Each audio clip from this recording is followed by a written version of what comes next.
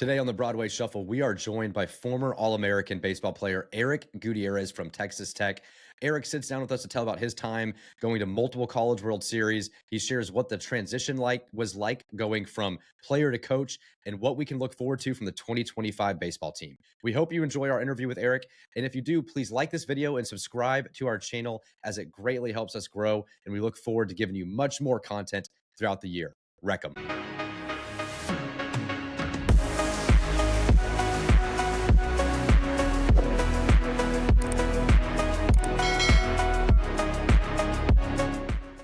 Eric, thanks for coming on the show tonight. How are you doing? I'm doing good, boys. What about y'all? Man, we're doing great. Well. Good. Doing well. Good. It's weird hearing Conrad do the intro. I wonder if that's going to throw everybody off. It probably will, but that's how it is sometimes, right? Eric, we're happy to have you tonight, man. And just wanted to jump in real quick. Obviously you're one of the most, famous Tech baseball players, at least of my lifetime. I remember when I started watching Tech baseball, you were clearly the guy, you were the dude on the team. But I know that there was a lot more to your story than what I saw. I started watching you in a super regional. Talk a little bit about your recruitment process and how you ultimately ended up at Texas Tech. Man, so one day I just got invited to a tournament, travel ball tournament, and it was actually last minute. I got invited to go pitch and got there, and you were like, hey, you're not playing, whatever. Like, you're not playing, you're just here to pitch. Okay, fine. Well, a couple of boys didn't show up that day they were going to be late, right? And well, I got placed in the lineup and stuff, and I guess did pretty well after that, and Tad was there, and I received a call probably months later, and that's how it kind of got all started. That's pretty much it, honestly.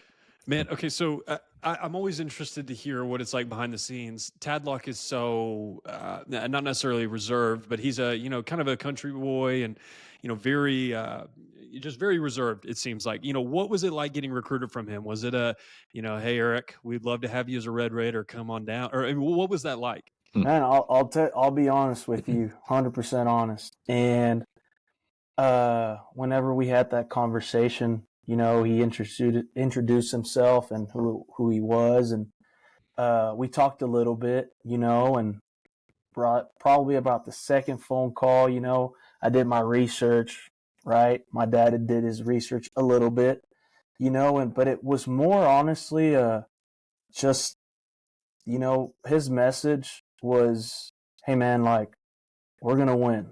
We're going to win, and you're going to come here and, and you're going to have a shot at making an impact on this lineup and right, all that stuff. And you just really believe it. And I really believe the hey man, like, we're going to win. We're here to win. And that message that he was saying, like, till this day, like that, because that's what I believe in. Like, if you're going to do something, like, you're trying to compete at a high level, and no different than with these boys, and that's what, whenever the second phone call, man, that was it.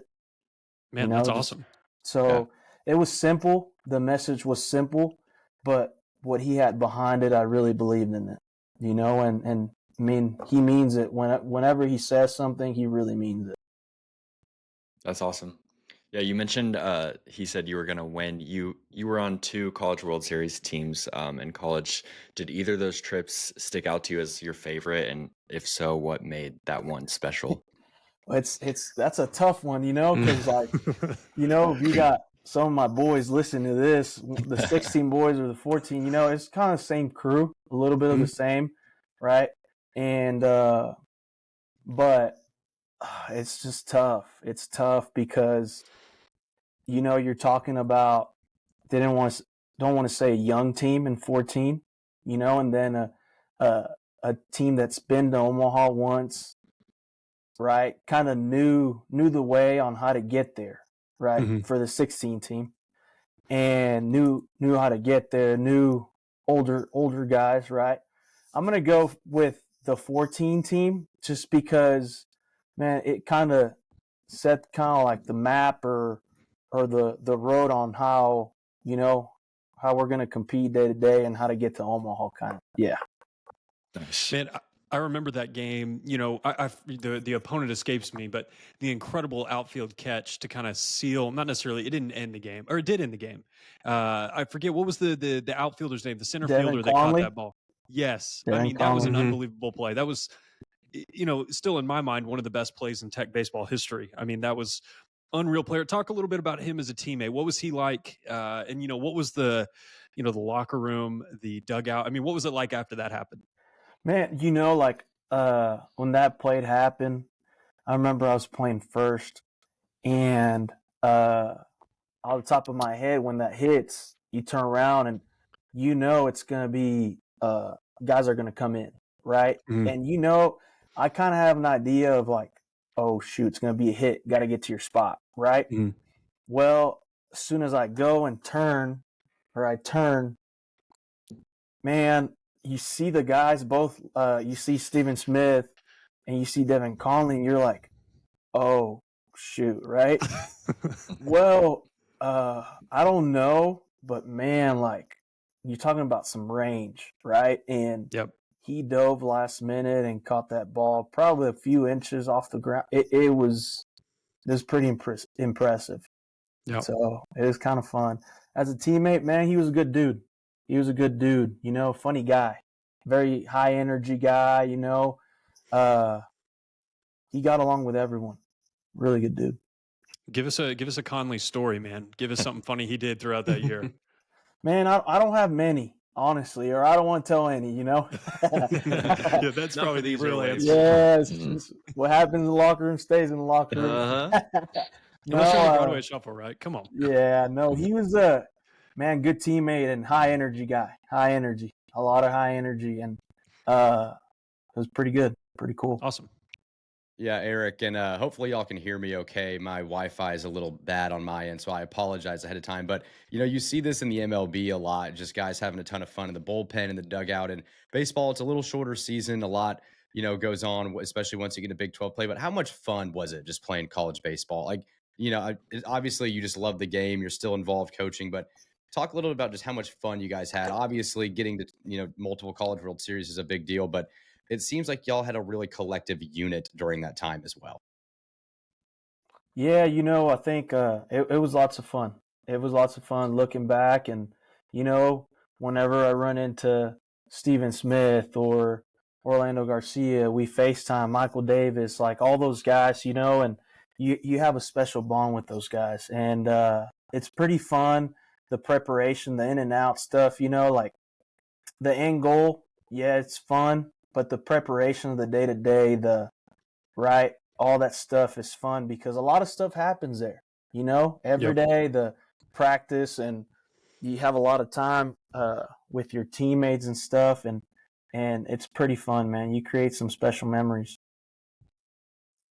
Yeah, Eric, you obviously, I mean, your name is synonymous with Texas Tech baseball in so many ways. You just spent so many years there as a player representing our university so well, but now as a coach. Talk about that a little bit, how that came to be, and just what the differences are between, you're seeing guys on the same field that you played on and had so much success on.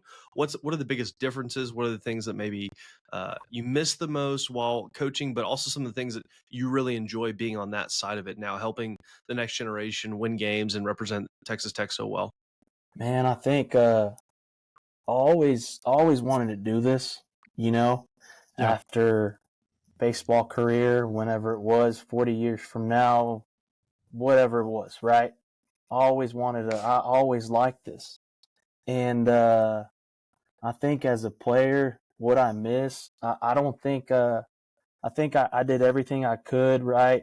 Try every day to day thing. And it's fun kind of sharing with the guys some stories, right?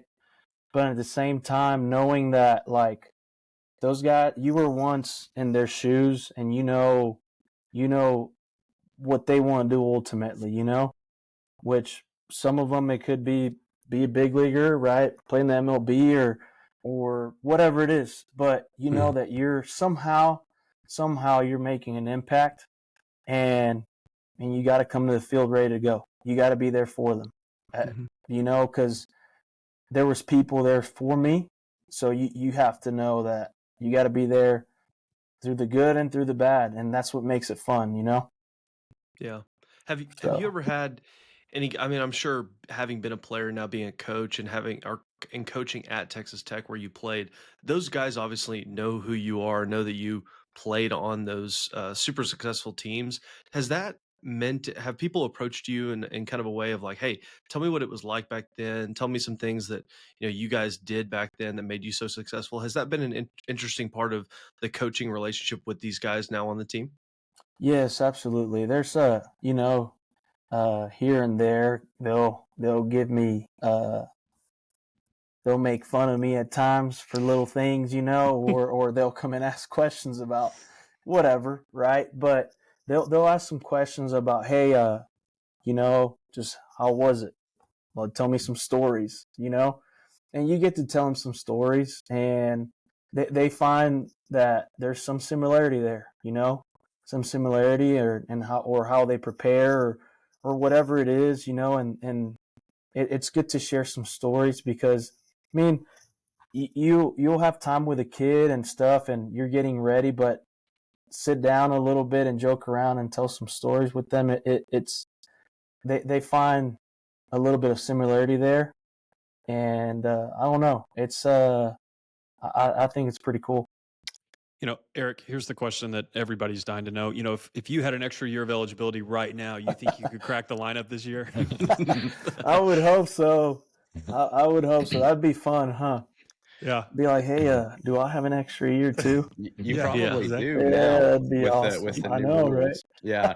Do you ever just, if those guys are kind of cracking jokes at you, do you just ever show them, like, hey, I smashed like 50 home runs in a home run derby, and I was an all-American kid, and you're like, hey, you haven't done anything yet, kiddo. Like, is it kind of fun for you, or are you pretty? I seem like you feel like a pretty humble guy. Do you kind of, I'm sure you don't boast too often.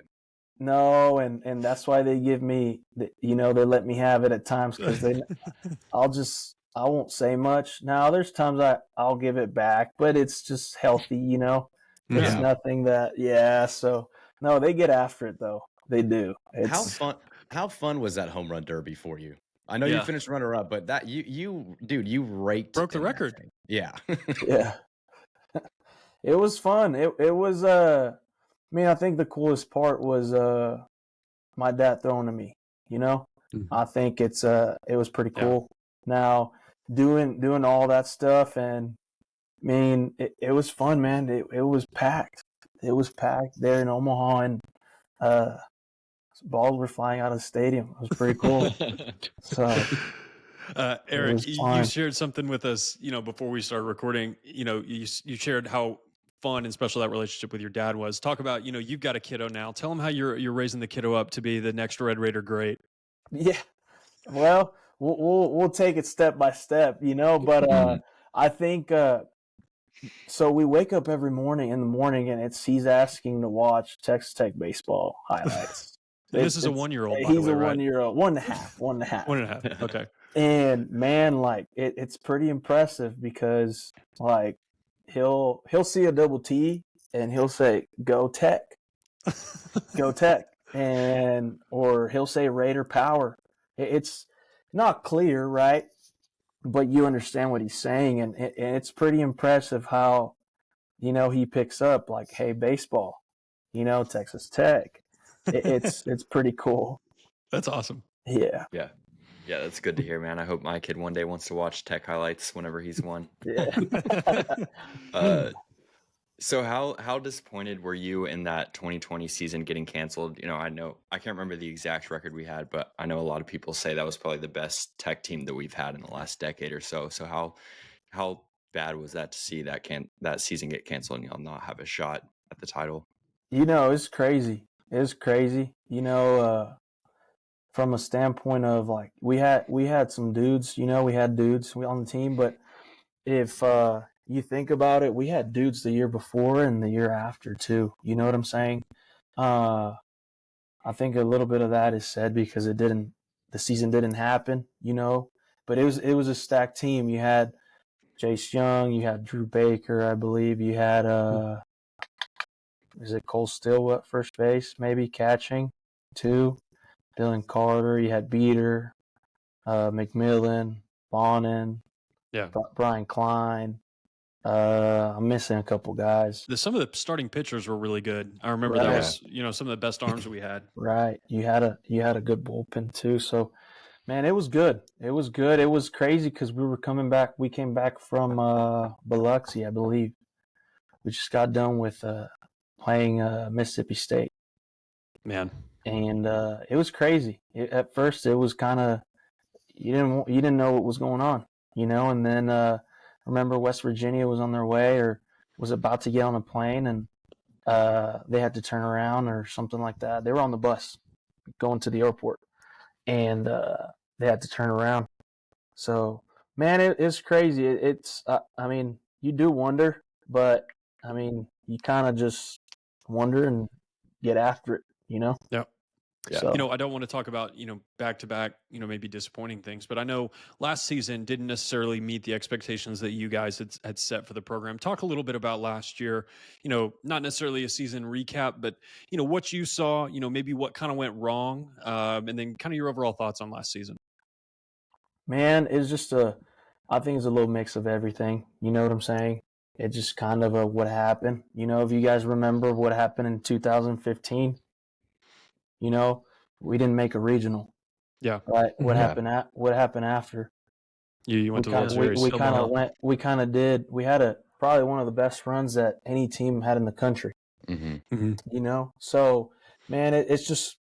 I'm not saying it happens. I'm not saying we want it to happen, but I'm just kind of saying like what happened back in 15, and then we go on one of the biggest runs. The only thing we didn't do was win the whole thing.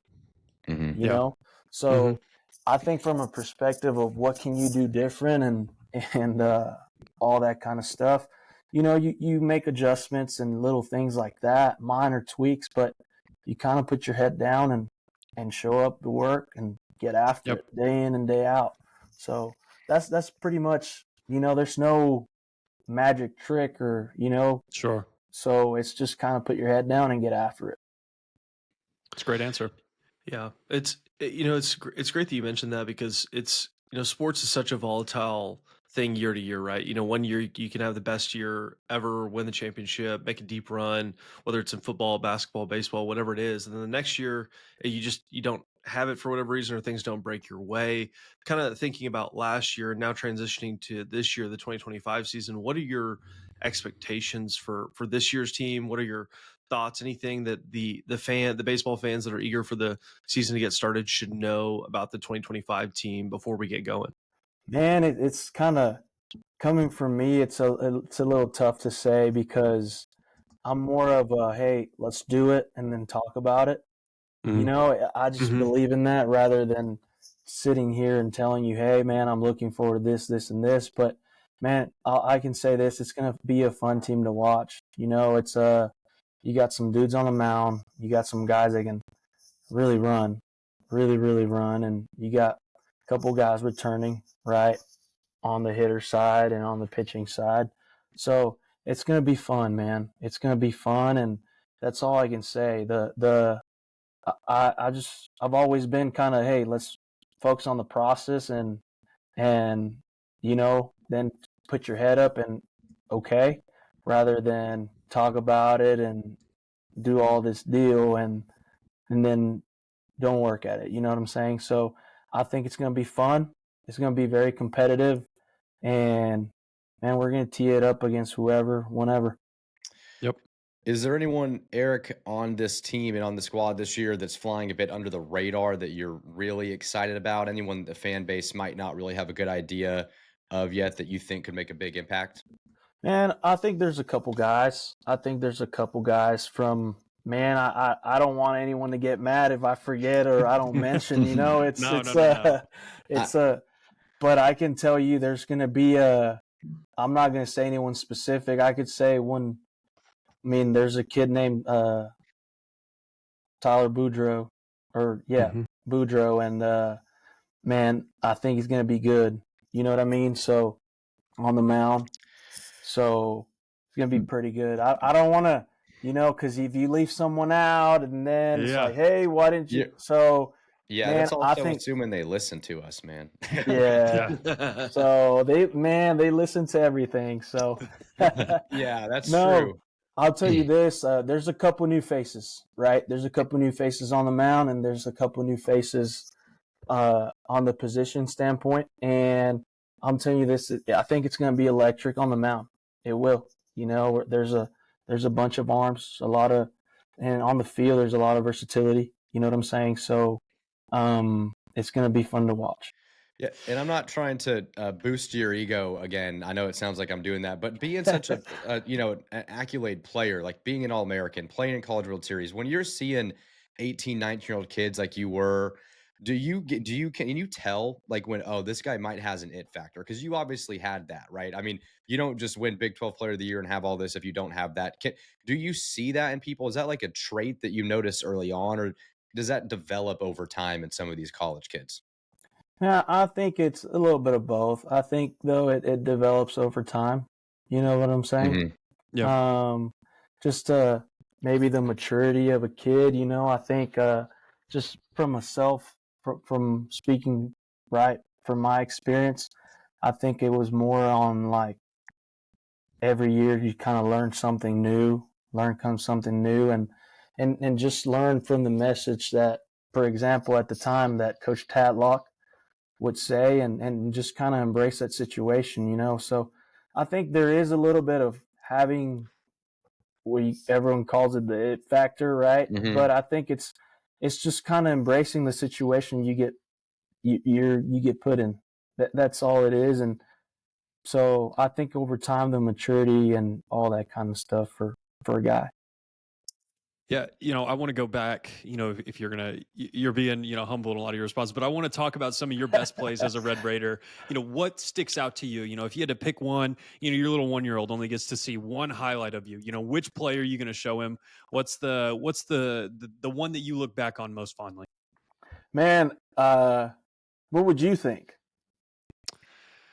I think it's the Because home run in the World Series. Yeah. that's what I think everyone would think. I would just pick some cool defensive play. Really? I took a lot of pride in defense, Yeah. dude. Okay. It's just the hitting. I love hitting. I'll spend every day, all day if I could hit. You know, Yeah. but I think, man, defense, man. I used to love it. And I don't know. Okay. It just kind of. I'll tell you this. We played it against Charleston, College of Charleston. Oh yeah. Man, and that game we played 2 ball games and it was a 1-0 ball game. And it was the defense was just unbelievable. Yeah. It kind of felt like we were winning by a lot because, man, it just felt like we were playing clean defense and all that. And I think, man, just I don't know, man. That's a good question. I think he might want to see the home run in Omaha, right? But Yeah. man, I think some cool defensive play. Man, when I think, and I'm gonna confess a little bit here. When I started watching Tech baseball, the first game I watched was against y'all were playing Miami, and so I turned on the game and I watched it, and then as you were obviously there. A little scuffle, broke out between you and some Yeah. Miami folks. Talk a little bit about that. What happened there, and kind of tell the folks who maybe have not seen that play, or who don't know what happened, kind of what went down in that little scenario. So, man, I believe his bases loaded, and there's 2 outs. Bases loaded, 2 outs. So we're runner at second base, first and second. Anyways, I'm playing back, ground ball to short, 10 per outfoot. The throw took me. Excuse me. The throw took me to the line. On the corner of my eye. I personally thought the kid was running on the inside part of the deal, right? Yeah. You know what I mean? And I see that, and I don't know why. Like, I saw it in slow motion. I saw the throw and the runner coming in. So I knew that I had to hold on because that run was going to score, right? So Yeah. at all costs for me, it was catch the ball and deal with the pain later. Right? So, man, as a ball's coming, I catch it and I kind of go like this into him. And man, I get kind of run over a little bit. I personally thought that, heat of the moment, I got mad and, I just kind of tossed the ball or laid the ball in between his legs. And I just said, here you go, and didn't think anything of it. It's just, it's just kind of, playing Sandlot, just kind of, Yep. But I escalated a little bit more than what I thought it would, and the series got fun, it got pretty fun. It was next day leaving the field was pretty intense, had fans because Coach Bob Thomas, he left the field with me, so Yep. It was a fun. You were just kindly asked to leave, correct? Man, it was a fun walk to the bus. I'll tell you that. It was fun. Was there another game in that series after that? So it got rained out. So we had to we had to come back and play, and then after that we had to play again because So, man, I was allowed to play the next game, and very thankful for that. And man, I was booed every at bat. It was actually, it was fun. You like to embrace that and just be like, the whole stadium was kind of wanting you to kind of strike out, and you're like, hey man, let's go. Yeah. So it was pretty fun. That's awesome. That's awesome. Awesome, man. Well, Eric, before we close as well, too, just wanted to let you know personally, don't click the leave button once this ends so it can upload. Just stay on with us for a few minutes after. It'll upload pretty quick, and then we'll get you out of here if that's okay. Yeah, that's fine. Okay, sounds good, man. Well, yeah, man, just to close the show, I want to just thank you so much for being gracious with your time. It's so fun hearing from you. We, unfortunately, not to age us a little younger than you, but we kind of grew up watching you in our teenage years. I remember being in high school watching those World Series teams. So it's a blessing to be able to interview you and get to know you a little bit. Let us know and let the listeners know what's next for Eric Gutierrez. Is there anything in your career, baseball wise, coaching wise, do you hope to one day be a Division I coach, or, what are some career aspirations now post, graduate playing career that you have for yourself and your family? Well, right now I'm where my feet are. This is where I want to be, and wherever that life or whatever my next step is, like I'll let that. I don't have any. Yeah, we all have goals. We all have, right? But right now, honestly, it's kind of you can't. I've known from a perspective of, I do have goals. That's everyone. But right now, it's my goal are these guys right now, and then from a standpoint I know it's a humble answer, and I know, like, sure, but that's the reality of it. Like, it's pretty cool as a coach, and waking up every day and thinking about these guys and, hey, let's go. That's kind of my goal every day. And, you build a little bit each day, and you look forward, and then it's like, okay, what's my next step? Right. Sure. But whenever that time comes, I'll worry about that. It's right now I'm kind of, hey, let's just win the day. Let's win the day. And, I learned that to be, I know not to get ahead of myself, it's better if you win each day and you continue to grow and all that stuff. I really believe in that. I truly believe, and whenever that time comes to make a decision, that it'll be there. It'll get here. That's a great answer. So yeah, that's awesome, man. Well, you won a lot of days back in your heyday at Texas Tech, and we're so thankful for the impact that you made on on this university and on this baseball program as well. We can't wait to watch the guys and come support you here in the 2025 season. Crazy even saying that, the 2025 season. I can't believe it's almost been a decade since you left your playing career. It's just moving way too fast, but we're thankful. I know, man. I know. Maybe I can humble you a little bit there, since you're not humble yourself. Oh man, it's been a lot of fun. We look forward to rooting you guys on, and anytime you or anyone else on the team wants to be on the Broadway Shuffle, we'd love to have you and hear from you and the guys. And so, just really appreciate you, and blessings to you and your family. And we'll see you next time. Thanks, Eric. Appreciate y'all having me. Thank you. All right, guys. Wreck 'em. We'll see you next time.